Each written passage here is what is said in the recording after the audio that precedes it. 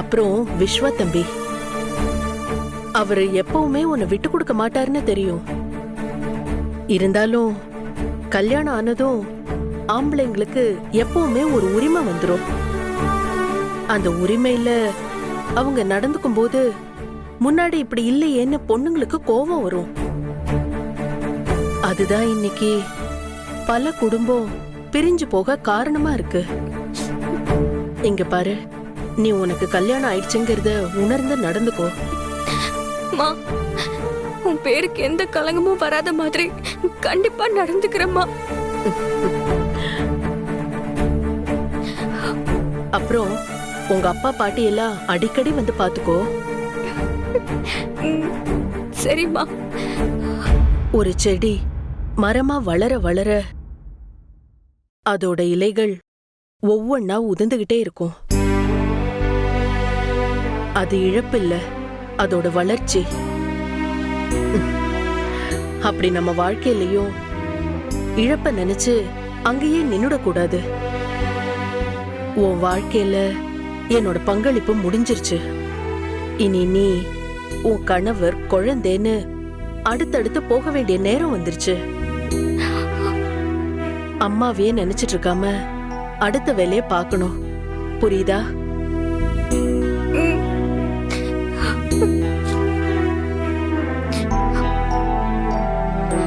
சரி அன்பரசி, இனிமே நான் அடிக்கடி வரமாட்டேன். எனக்காக நீ அழுததெல்லாம் போதும். இனிமே நீ உன் வாழ்க்கைய பாரு. நான் கிளம்புறேன். போகாதம்மா, இன்னும் கொஞ்ச நேரம் இருமா. போகாதம்மா, ப்ளீஸ்மா போகாதம்மா. இன்னும் கொஞ்ச நேரம் இருமா. ப்ளீஸ்மா போகாதம்மா.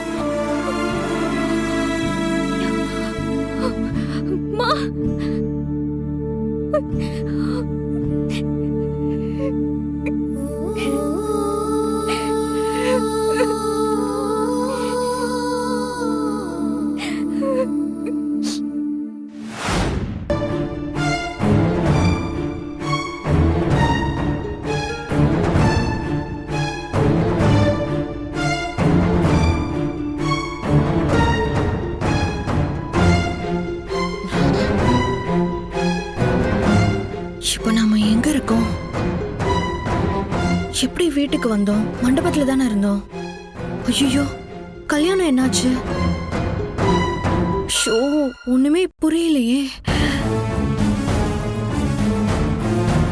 பாட்டி, பாட்டி, ஐயோ பாட்டி, ஐயோ பேய். பாட்டி, பேய் இல்ல, நான் தான். உங்களுக்கு கண்ணு என்ன தெரியாம போச்சா? நீயா? இவ எப்ப கண்ணு முடிச்சா? பாட்டி, எனக்கு என்ன பாட்டி ஆச்சு? நான் எப்படி மண்டபத்துல இருந்து வீட்டுக்கு வந்தேன்? ஆமா, கல்யாணம் நின்றுச்சுல்ல? அந்த கஸ்தூரியும் செத்துட்டான்ல? பாட்டி சொல்லுங்க, என்னாச்சு? கல்யாணம் நின்றுச்சு தானே? அனன்யா செல்லம், நீ கொஞ்சம் பொறுமையா இரு, நான் சொல்றேன். ஐயோ பாட்டி, என்ன ஆச்சுன்னு சொல்லி தொலைங்க. எனக்கு தலைய வெடிச்சிடுற மாதிரி இருக்கு. சொல்லுங்க பாட்டி, சொல்லுங்கன்றல்ல. இரு போட்டி, நான் அடிச்சிருவேன். சொல்லுங்க. இரு இரு இரு. ஐயோ, இவன் இப்படி இருக்கா, நான் என்னத்த சொல்றது?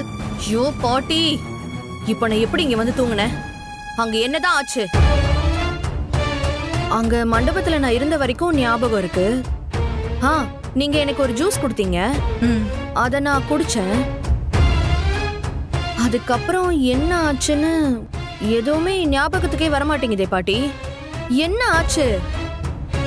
ஐயோ, உங்களதான் கேட்டுட்டு இருக்கேன், சொல்லுங்களேன். வாயை மூடிட்டே உட்கார்ந்துட்டு இருக்கீங்க. ஐயோ கத்தாதம்மா, இங்க பாரு, அந்த கஸ்தூரி செத்து போயிட்டா.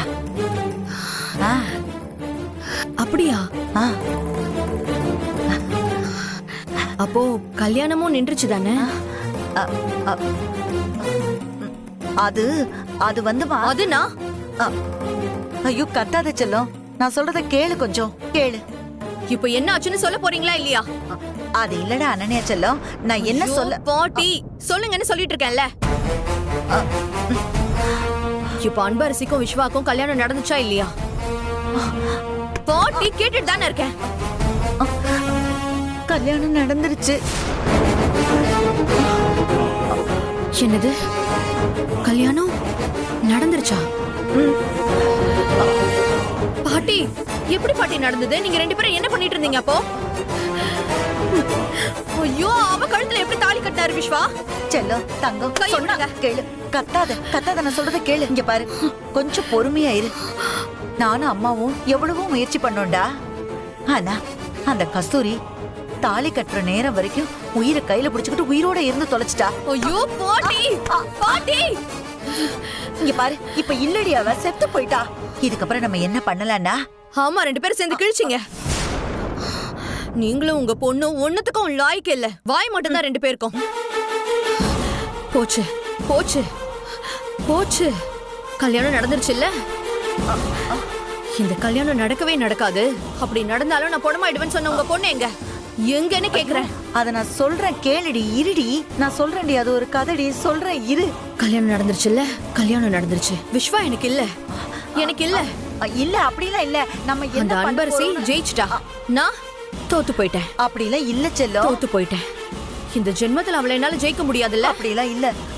ஐயோ, இப்ப நான் என்ன பண்ணுவேன்? ஐயோ செல்லம், இங்க பாரு, நான் கண்டிப்பா. வாயை மூடுங்க. இங்க பாரு செல்லம், எதுவா இருந்தாலும் நம்ம காலையில பேசிக்கலாம். நம்ம காலையில இதுக்கு ஒரு வழி பண்ணலாம். சொன்னா விடுங்க பாட்டி. ஐயோ ஐயோ, நான் ஏமாந்துட்டேன். இனிமே என்ன பாட்டி இருக்கு? அப்படிலாம் இல்ல செல்லம். அந்த அன்பரசி என்ன ஜெயிச்சிட்டால? ஜெயிச்சிட்டா. உன்னை விட மாட்டேன்டி. ஏய் அனன்யா செல்லம், விடவே சொன்னா கேளுடி, இருடி. ஏய் அனன்யா செல்லம், என்னமா தேடுற? என்னடா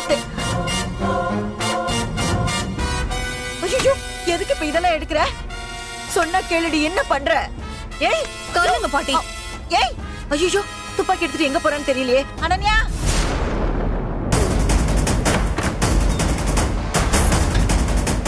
எங்கடி போன நீ? எங்கடி போன அன்பரசி? அன்பரசி எங்கடி இருக்க? நீ எங்க போனாலும் இன்னைக்கு நான் உன்னை விட போறது கிடையாது. உன்னை கொல்லாம நான் விட மாட்டேன்டி. என்ன அனன்யா குரல் கேக்குது?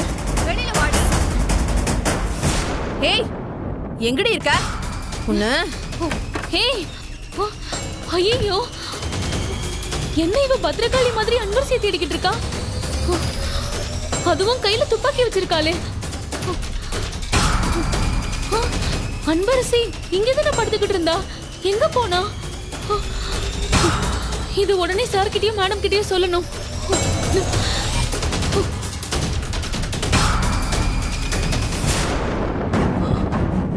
சந்திரா, அழாத சந்திரா. விஸ்வா, அன்பரசி எங்க? மஞ்சோட மேல தூங்கிட்டு இருக்கா பாட்டி. ஏய், எங்கடி இருக்க? சந்திரா, அம்மா. அனன்யா ஏதோ சத்தம் போடுற மாதிரி இருக்குப்பா. ஆமாம்மா, அவ என்ன பிரச்சனை பண்ண காத்துட்டு இருக்காளோ தெரியலம்மா. சார், சார், அனன்யா வெறி பிடிச்ச மாதிரி கையில துப்பாக்கிய வச்சுக்கிட்டு அன்பரசியை தேடிக்கிட்டு இருக்கா சார். ஐயோ, அன்பரசி இப்ப எங்க? சார், அவ ஏன் கூட தான் படுத்துக்கிட்டு இருந்தா. இப்ப பார்த்தா அவளை காணோம் சார். என்ன மஞ்சு நீ இப்படி சொல்ற? அவ அம்மா இறந்த சோகத்துல இருக்கா. அவளை கூட இருந்து பாத்துக்காம இப்படி விட்டுட்டு வந்திருக்க. அங்கதான் சார் அவ இருந்தா. சரி, வா. வாங்க.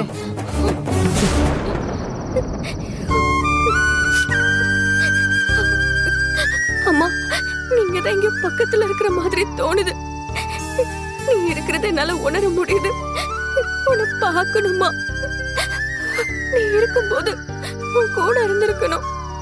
இப்போ உன்னை இழந்ததுக்கு அப்புறம் தான் எனக்கு எல்லாமே தோணுதுமா. ஏய், எனக்கு சேர வேண்டிய விஸ்வாவை எப்படியோ மயக்கி கல்யாணம் பண்ணிக்கிட்டல்ல? உன்னை உயிரோட விட போறது இல்லடி.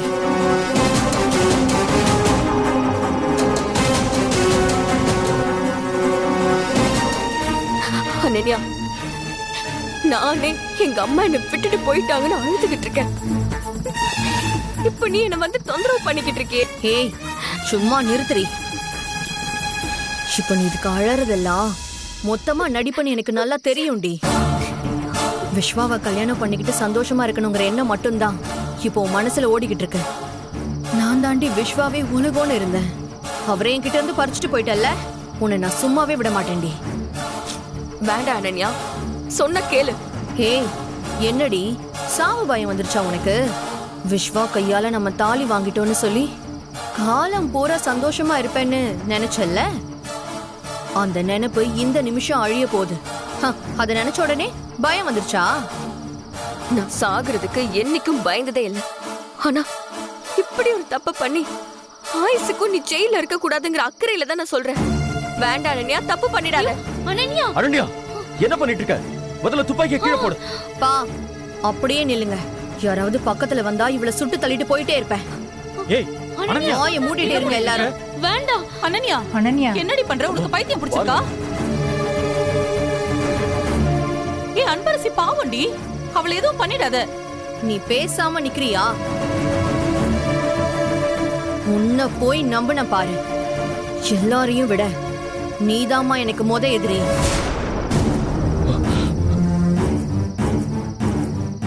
கஸ்தூரி கூட அவங்க பொண்ணுக்கு உயிரை கொடுத்து கல்யாணம் பண்ணி வச்சிருக்காங்க. நீ எனக்காக என்னம்மா பண்ண? அம்மாவை போயிட்டேன்னு உன்னை சும்மா விடுறேன். மரியாதையா வாயை மூடிட்டு நில்லு. இல்லன்னு வச்சுக்கோ, இவளோட சேர்த்து உன்னையும் சுட்டு தள்ளிட்டு போயிட்டே இருப்பேன். ஏ அனன்யா, உனக்கு என்ன பைத்தியம் பிடிச்சிருக்கா? அன்பரசி மேல எதுக்கு இப்படி வெறுப்பா இருக்க?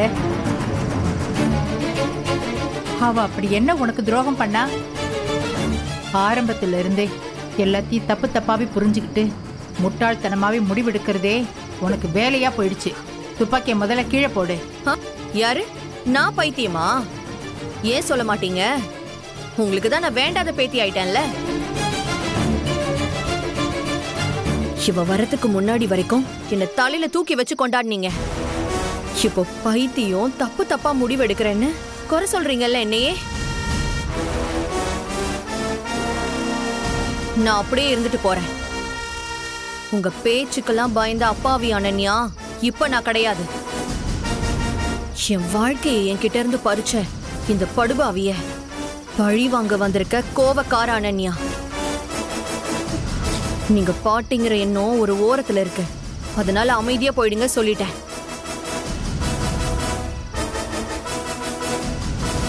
எல்லாரும் அவங்க உங்க பங்குக்கு பேசுறாங்க. நாமளும் நல்லவங்க மாதிரி ஏதாவது சொல்லி வைப்போம். அப்பதான் நம்ம மேல யாருக்கும் சந்தேகம் வராது. அனன்யா செல்லம், என்னம்மா பண்ற? பாட்டி சொல்றது கொஞ்சம் பாட்டி, கேளுமா. உங்க மேல நான் கொலை காண்டில் இருக்கேன். வாயை மூடிட்டு அமைதியா நில்லுங்க, புரியுதா? ஏய் அனன்யா, சும்மா முட்டாள் மாதிரி பேசாத. நான் அன்பரசி தான் விரும்புறேன். அவளும் என்னதான் விரும்புறா. நாங்க 2 பேரும் கல்யாணம் பண்ணிக்கிட்டோம் அனன்யா. நான் உன்னை என்னைக்குமே அந்த மாதிரி பார்த்ததே இல்ல. உன் கூட வெறும் ஒரு ஃப்ரெண்டா தான் பழகுனேன். நான் உங்ககிட்ட அது எத்தனை வாட்டி எக்ஸ்பிளைன் பண்ணிருக்கேன். அதுக்கப்புறமா நீ இப்படி நடந்துக்கிறது சைக்கோத்தனமா இருக்கு. நான் சைக்கோ தான் விஸ்வா. ஆனா நான் இப்படி ஆனதுக்கு காரணம் நீங்க மட்டும்தான் விஸ்வா. சின்ன வயசுல இருந்து நம்ம ஒன்னாவே வளர்ந்துருக்கோம். அப்பெல்லாம் நீங்க என் மேல அன்பா தான் இருந்தீங்க. தோ வந்து நிக்கிறாளே, இவ என்னைக்கு வந்தாலோ அன்னைக்கே நம்ம 2 பேருக்குள்ள விரிசல் விழுந்துருச்சு. உங்களை கொஞ்சம் கொஞ்சமா என்கிட்ட இருந்து பிரிச்சுட்டு போயிட்டா இவ. என் லைஃப்ல நான் ஆசைப்பட்ட விஷயம் நீங்க மட்டும்தான் விஸ்வா. நீங்களும் எனக்கு இல்லைன்னு ஆனதுக்கு அப்புறம் அதுக்கு காரணமான இவளை எப்படி சும்மா விட முடியும் சொல்லுங்க? இவ எனக்கு பண்ண துரோகத்துக்கு என் கையால சாகிறது தான் நான் அவளுக்கு கொடுக்கிற சரியான தண்டனையா இருக்கும்.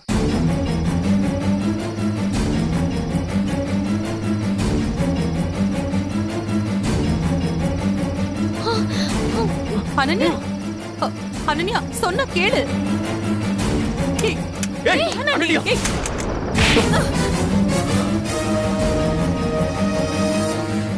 அப்பா, ஏய்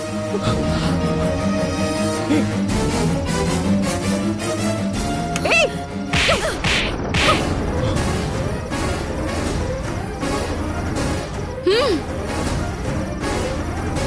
யார் மேல கை ஓங்குற? ஓங்குற கைய உடைச்சிருவேன். அவரு நமக்கு அப்பா. அவரை பார்த்து கை ஓங்குற? அப்படியே ஒண்ணு.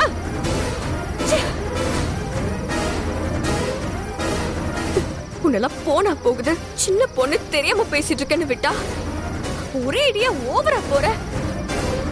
அப்பா என்ன பண்ணாரு? அவர் மேல உனக்கு இவ்ளோ வன்மம்?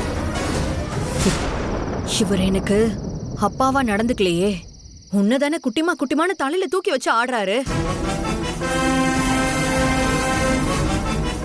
சின்ன அவர் பொண்ணா நினைச்சிருந்தாருன்னா நான் விஸ்வா மேல உயிரா இருக்கேன்னு தெரிஞ்சும் அவரை உனக்கு கல்யாணம் பண்ணி வச்சிருப்பாரா? இது வரைக்கும் என்ன கோவமா இருந்தாலும் என்ன ஒரு வார்த்தை கூட சொல்லாம இருந்தவரு இப்போ என்ன கை நீட்டி அடிக்க வராரு. அதெல்லாம் உன்னாலதான். எல்லாத்துக்கும் காரணம் நீ மட்டும்தான். ஏ அனன்யா, உன் அப்பா உன் மேல எவ்வளவு பாசம் வச்சிருக்காருன்னு உனக்கு தெரியாதா? ஏண்டி இவ்ளோ நாளா உன் மேல அன்பா பாசமா தானடி நடந்துட்டு இருக்காரு? நீதான் அவரை சரியா புரிஞ்சுக்கல. இத பாரு, இப்ப நீ தப்பு பண்ண, அதனாலதான் உன்னை அடிச்சாரு. அதுக்குன்னு அவரை கை வாங்குவியா இல்ல அசிங்கமா பேசுவியா நீ? ஆமா, அவர் என்ன எதுவும் சொன்னதில்லதாமா. ஏன் பாசமாவும் என் மேல இருந்தாரு, எல்லாமே உண்மைதான். ஆனா எல்லாமே இவளும் இவங்க அம்மாவும் வரத்துக்கு முன்னாடி. என்னைக்கு இவங்க 2 பேரும் வந்தாங்களோ அண்ணியோட எனக்கும் அவருக்கும் இருந்த பந்தம் ஆர்ந்து போச்சுமா. இந்த வீட்டோட இளவரசியா இருந்த என்ன இவ வந்து ஒரு பிச்சைக்காரி மாதிரி என்ன ஆக்கிட்டாமா. கொஞ்சம் விட்டதும் இடத்த பிடிச்சது மட்டும் இல்லாம என்ன ஒண்ணும் இல்லாம நிக்க வச்சுட்டா. இப்படி எனக்கு வர ஆத்திரத்துக்கு உங்க அத்தனை பேரையும் அப்படியே கொல்லணும் போல இருக்கு.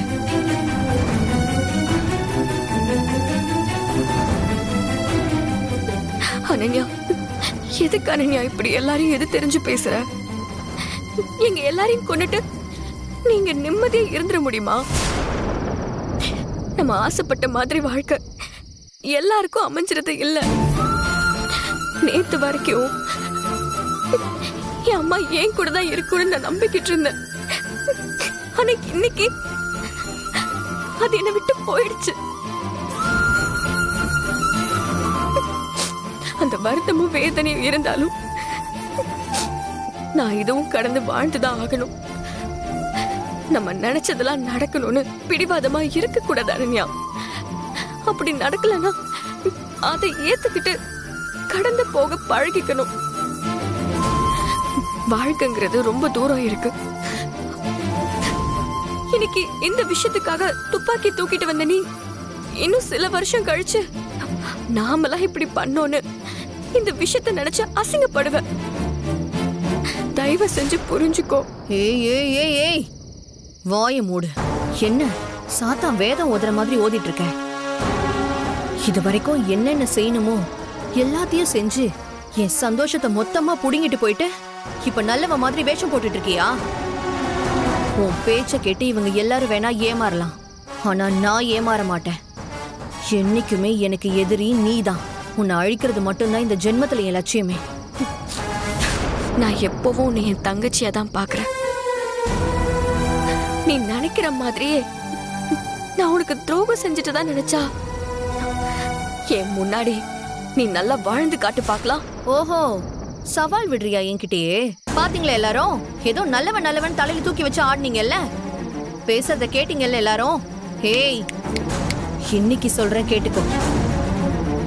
எங்க அப்பாவை என்கிட்ட இருந்து பிரிச்சுட்டு என் விஸ்வாவை மயக்கி கல்யாணம் பண்ணிக்கிட்டு என் குடும்பத்தையும் உன் பக்கம் இழுத்துக்கிட்டு நீ பண்ண துரோகம் கொஞ்சம் நஞ்சம் இல்ல. இவங்க எல்லாரும் முன்னாடியும் உன்னை ஒண்ணு இல்லாதவளா ஆக்கி நீ ஊர்ல இருந்து வந்தியே ஒரு தகரப்பெட்டி தூக்கிட்டு வந்த தெரியுமா? அத உன் தலையில வச்சு உன் ஊருக்கே உன்னை விரட்டி அடிக்கல நான் அனன்யா கிடையாது.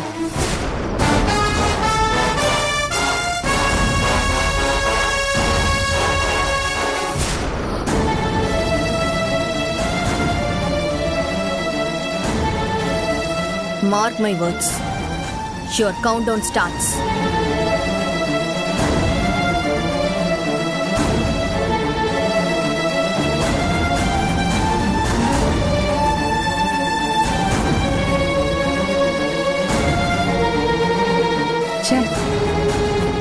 இந்த ஜென்மத்துல இவ திருந்த போறதே இல்ல. குட்டிமா, அம்மு போன வேதனையே குறையாது. இந்த நேரத்துல அனன்யா வேற உன்னை கஷ்டப்படுத்திட்டா. நீ எதையும் மனசுல வச்சுக்காதம்மா, அவளை மன்னிச்சிருமா. ஐயோ அப்பா, என்ன பண்ணீங்க இப்படி எல்லாம் பேசுறீங்க? அவளை நான் தங்கச்சின்னு சொன்னது வெறும் வாய் வார்த்தையா இல்ல. என்னைக்கு அந்த உண்மை எனக்கு தெரிஞ்சதோ அப்பல இருந்து நான் அவளை அப்படிதான்ப்பா நினைச்சிட்டு இருக்கேன்.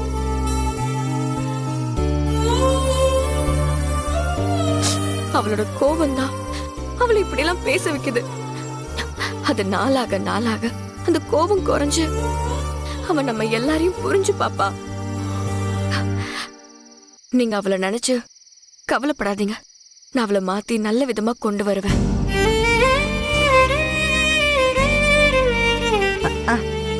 நீ எங்க அவளை திருத்துறது?